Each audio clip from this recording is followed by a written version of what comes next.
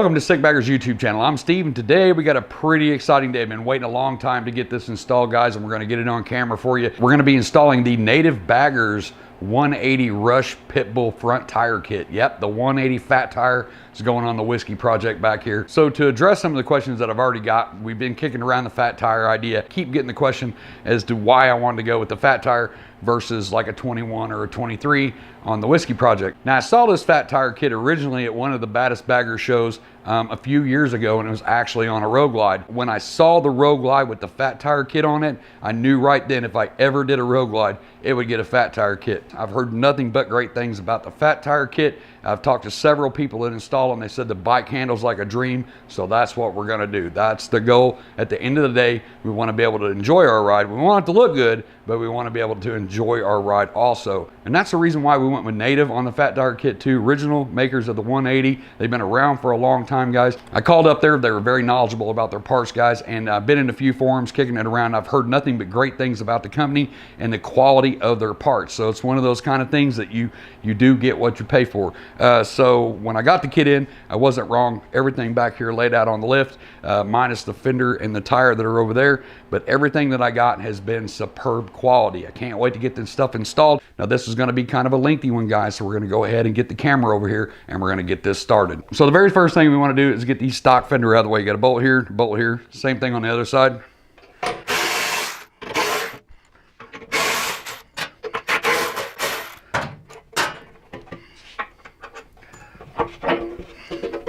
So from here, you want to get your brake calipers off. Very easy. Once again, 2 bolts on this side, 2 bolts on this side. This is a 10-point socket head that's on here, so make sure that you don't have just a normal socket or you'll round that out. You need to make sure you got the 10 points with a bunch of teeth in there.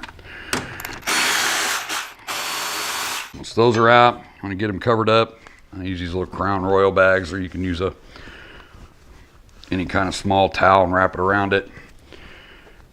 But you don't want these calipers moving around, scratching anything. So we'll just set that, do the other side. So we'll set that back out of the way.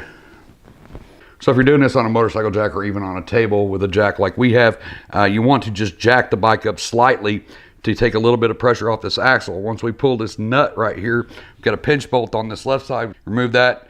And if you have just enough pressure off of the bike, this axle will slide out pretty easily.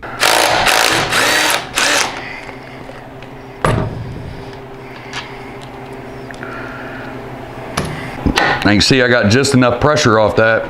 I can bump that axle and that axle's sliding right out. So what you want to do now is pull that axle out. Spacer that's in here, there's your axle. Now you can go ahead and jack it up a little bit. Got one spacer, there's your other spacer. Now you should be able to lift the wheel and tire right out of there. Get that out of the way. So bear with me here on the Road Glide while I take this off the tripod, but right there dead ahead, you can see 2 pinch bolts right there. And if you follow that straight up, and right there at the top, you're gonna have another pinch bolt. Hopefully you can see that one. So you've got that pinch bolt, and then you come back down, you got 2 pinch bolts right there. And that's how you're gonna get your fork legs out. The easiest way to get to those top 2 pinch bolts is to get this gauge cluster cover out of the way. You've got a screw on this side, a screw on this side. Remove those, and that loosens this cluster. And you can get this off without taking your ignition out. Right below the ignition, you've got a small cover right here. It just has a little push part down here at the bottom. If you just push that in and pull that up, you can twist that right out of the way. It just hooks on this side. Here's the little push piece that I just pushed in. So right in front of your dash, you take a little pick or whatever, push that in and pull that out. Get that out of the way. Your cluster is loose. I kick it all the way to the right. Just start wiggling this out of the way. And once you get that out of the way, on the back side, you'll have your gauge wire. I don't have fingernails, so I got to get in here with a little pick to pull these little, disconnect that one. There's your center one right there. It goes to the center cluster. And then you have the 2 at the bottom. Now these are wires that lead up to these switches. I don't have anything in them. You can just disconnect the one side. You don't have to fully take this off. disconnect the one side and put a towel around it like that. You still have access to both of those pinch bolts that I showed you. All you have to do is loosen the pinch bolts and your leg will drop out.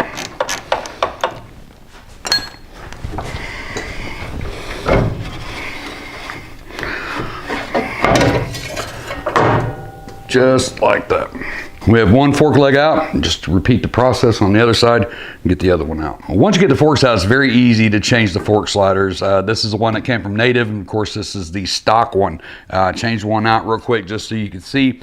Right in the top there's 2 bolts. It's going to be very hard for you to see what I'm doing inside there, but you've got 2 bolts right there, right in the center of the screen. You can see the 2 bolts right there. You take those out. Once you have them loose, you can pretty much get them out with your hands.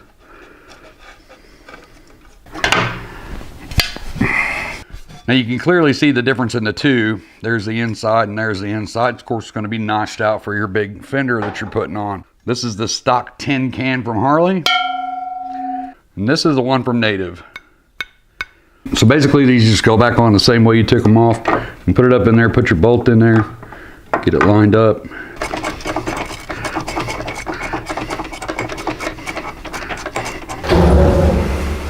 Hey guys, I hope you're enjoying this free video. If you like this video, hit the like button, and if you want to check out the channel, we got 120 something bagger related videos. There's a ton. Check out the channel and make sure you hit that subscribe button, guys. That's what keeps us coming out here into the shop and doing these videos for you. All of our videos are always free all the time. We don't ask for donations. We don't do Patreon. We don't do any secret squirrel Facebook things where you have to pay us money to join and all.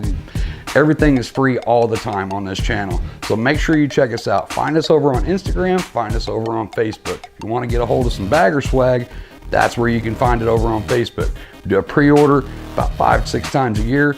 Put your order in, you get t-shirts, hoodies, koozies, all that good stuff.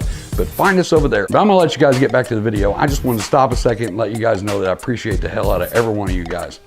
Back to it. So from here, we're gonna start the disassembly of the fork. Right down in here, you got a 12mm bolt that runs in the bottom of the fork that actually holds the dampening rod and stuff in place. And here, we wanna remove this. There's a copper crush washer under that. Make sure you dispose of that and replace it. It's a one-time use washer, guys. It crushes when you put it in, so don't put it back in there. So one thing I wanted to touch on real quick, if you just go out and buy one of these 12mm, it's a solid one. This is usually not gonna be long enough. So this is made by Armstrong.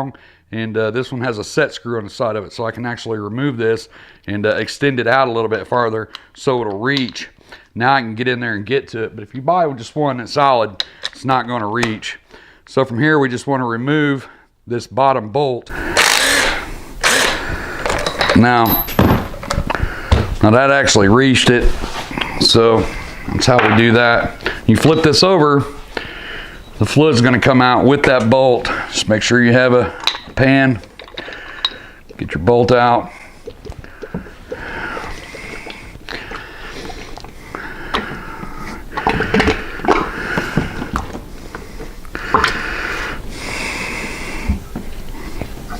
So I go ahead and just clamp it in my janky ass fork holder, and we'll let that drain out a little bit. You can actually pump it some to help drain it out.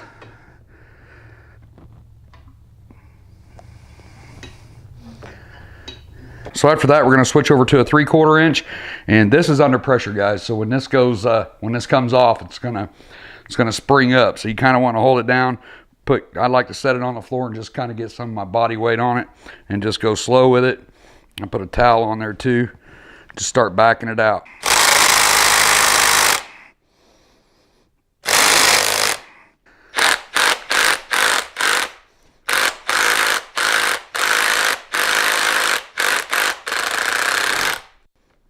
Just like that. So now from here, you take your preload spacer out, get in here and get your flat washer, get your spring.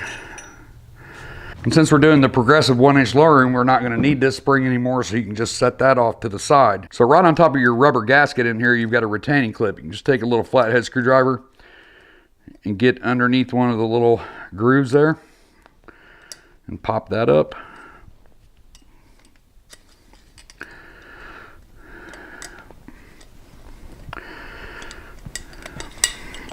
Set that off to the side. once you have that retaining clip out, you can pull this up and then use this kind of like a plunger to pull this rubber gasket out. Just like that. This is going to push up through the middle, come out down here. You got your dampener and one spring. I just go ahead and wipe all that stuff up, get all the oil off of it. Then here you have your rubber gasket. This is where our retaining clip was here. You got a rubber gasket, you've got a flat washer, and then you've got your upper bushing. So you can take those off if you want to. You can just leave them in that order, lay them down. Now all of your progressive kits are a little bit different. This is a 1 or a 2 inch drop kit, so make sure that you follow the directions with the progressive kit. So you're going to drop in your stock top out washer, the progressive top out washer, just one of them. You're going to get 2 per side in the kit. In this particular kit, you're just going to add 1 for a 1 inch drop. Put your dampener back in. Now that we have that in there, until we get this put back together, you can put your stock spring back in and your preload spacer. Now just kind of hold it all together, keep it from falling down in there. So you've got this here. Put your cap back on. You can see right here on the back side of the native leg that it's shaved down here. It's smooth, flat. It's going to give more room for the fender. Bring this over here. Put this on. New copper crush washer. You don't want to use the one that was in there. Going to put it back on. Drop it down in there. And you can go ahead and get that started by hand. I'll tighten that down. You can flip this over. Go ahead and take your stock preload spacer and your stock spring back out. Back into the janky ass fork holder, you're going to put a new upper bushing in there. You're going to put your flat washer on, and then you're going to take a brand new fork seal. Do not reuse your old fork seal. Also, there's a right way and a wrong way to put this on. If you look at the top of the seal right here, there'll be some letterings and a couple of like little dots and stuff on there. Well, hopefully you guys can see that. On the other side, there's nothing.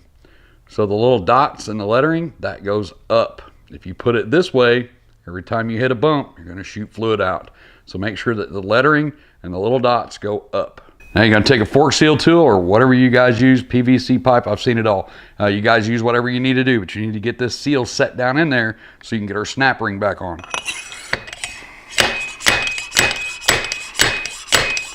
You can look right down in there and see the line where the snap ring goes. You know that you've got your seal all the way set. And put your snap ring back in place. Kind of squeeze it down in there and use the same tool to set it. You'll make sure the ring is in all the way. Now you're set. Now before I set the new spring in here, I'm going to go ahead and fill it up with fluid. We know that it takes 22 to 24 ounces in these legs on the 14 ups for the 15 row glide. So just make sure whatever year you're doing the 13 downs or smaller forks or it takes less oil, whatever year you're doing, make sure that you check your service manual to find out exactly how much fluid you need. So one thing I wanted to touch on real quick was how much fork fluid goes in here. I told you guys that we use the heavy duty fork oil from the Screaming Eagle from Harley-Davidson, and I was getting various information. If you go to the service manual, it tells you one thing. If you jump on the Facebook forum for the fat tire kits, you get various information there. And then of course the directions that come with the progressive lowering kit give you a completely different one. So what we did was just went with the progressive. That's the lowering kit that we put in here. We started out with 22 ounces. We used the fork fluid level gauge right here. You can pick one of these up on Amazon or eBay, pretty cheap, 10, 15 bucks, something like that. Right in the directions from progressive, it tells you no less than 140 millimeters. So we set it at 140 millimeters. We started with 22 ounces. 22 ounces wasn't enough. I added another ounce, ounce and a half. We poured another ounce, ounce and a half in there, got it up to about 23 and a half ounces. I set this to 140 millimeters with the shock completely compressed and your spring out. You don't want the spring in there when you're doing this. So with the shock completely compressed and the spring out, cap off of course, you're gonna set this down in there and start drawing fluid out. Once you get it drawn out, you know that that level is at 140 millimeters. And once you have your fluid in, you can drop your new spring in. Also in your progressive kit, you're going to get preload spacers in here. Now the directions tell you what you need to do. If you're doing a 2-inch, you need to cut this down. If you're doing a 1-inch, you just put this one in. Now mine came with 3.5-inch spacers, 2 of them. So I had to find out that I just needed to cut these down to 1.6 inches, and that would be the preload that I need for this fork. So when you put this up, you set this down in there, that's about how much preload you have right there. So this takes a little bit of pressure pushing down, just like when we took it off. So you saw it spring up when we took it off. So got a little bit less pressure this time because it's shorter, but you just basically push this down and then start running it in.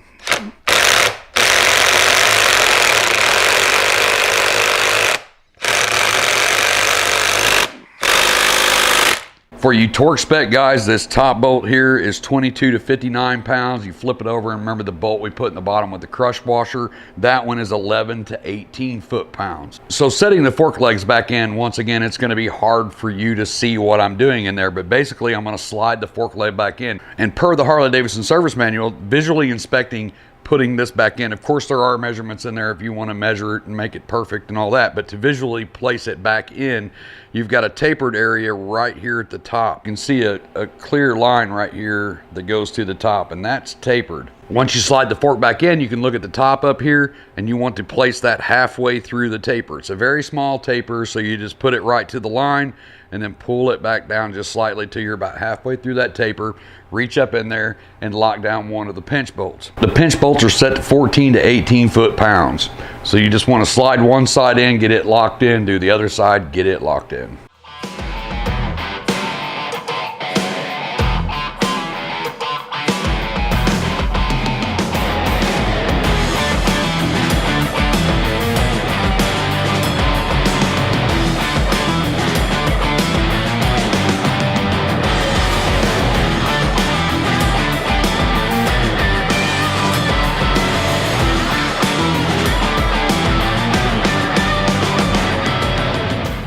So once you get the fork legs put in, guys, you can go ahead and button up your gauge bezel up there. It's just that couple of screws. Put that back together. Once you get done with that, you'll be ready to set your fender. So when setting your front fender, especially if you have it on a lift and you got a wheel chock in the way, you're gonna have to fandangle your fender in here and get the creases on the side of the fender lined up. Now you can take microfiber towels and put on here so you don't scratch the fender or scratch the forks while you're putting it on. If you find that you're having trouble getting it past where it bolts, you can always flip these around like this. It gives you a little bit more room right through here. And then once you get it on, put it past where it bolts up, turn them back around and slide it down and put it back on. We have these microfiber towels just 1 layer thick. You don't want it too thick, just clip it on the back side. So when you get ready to set your fender, it's easier to do with 2 people than it is by yourself. You can do it by yourself, but if you got somebody that can help you, it's a lot easier to make sure that you're not beating and scratching this thing up.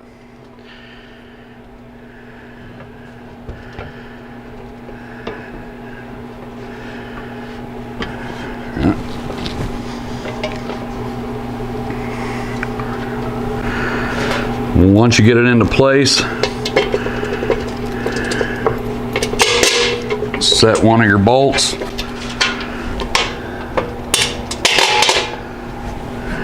And you can set your back one.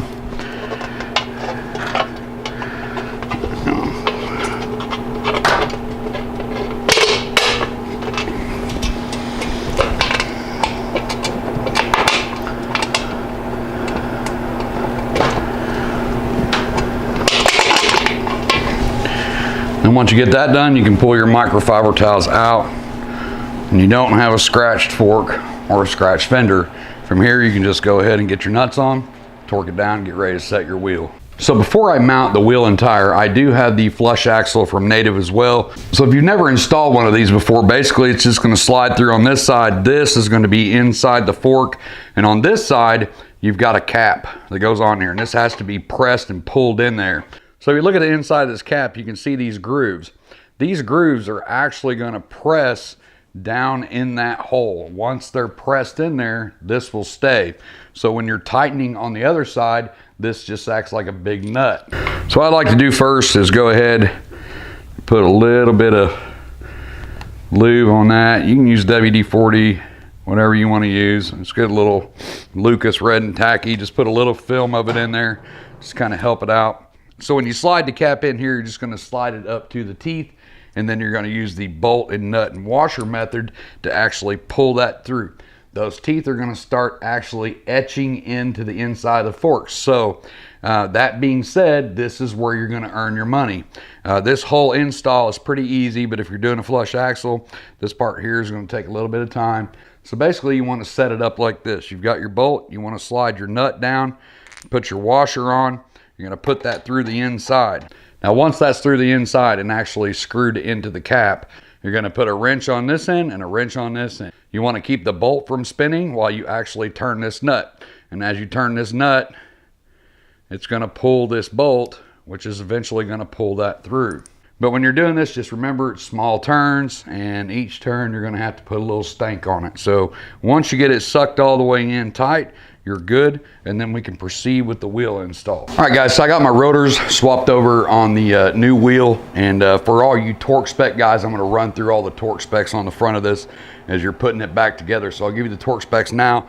Your front disc bolts, the 5 bolts that go in your rotors, make sure that you replace those. Those are usually generally one-time use only bolts. Replace those with new ones, and they're 16 to 24 foot-pounds. Your actual axle nut on here is 70 to 75 foot-pounds. The single pinch bolt on the 14 ups on this side over here at the bottom is 18 to 22 foot-pounds. And your 2 caliper bolts to put your calipers back on are 28 to 38 foot-pounds. So we're just going to roll the wheel up in here, lower the bike, get the axle in, get it tight, get the pinch bolt tight, get our calipers back on, and then we're set. So when you get ready to put your axle back in, guys, just make sure that you wipe it clean. You've had this thing laying out. You don't want any debris or anything on it. Wipe it clean, reapply some anti-seize to it, or if you're putting a new axle in like we're doing with the flush axle, go ahead and apply some anti-seize to it.